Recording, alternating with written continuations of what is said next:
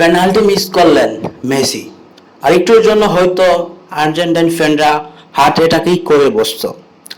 Messi penalty miss করলেও বাকিরা কিন্তু পেনাল্টি মিস করেননি। ইকুয়েডরকে ট্রাইব্রেকারে হারিয়ে সেমিফাইনালে পৌঁছে গেল মেসির আর্জেন্টিনা। ম্যাচের শুরুতেই প্রথমার্ধে গোল করে বসে আর্জেন্টিনা, সেই থেকে আর্জেন্টিনা 1-0 গোলে এগিয়ে থাকে।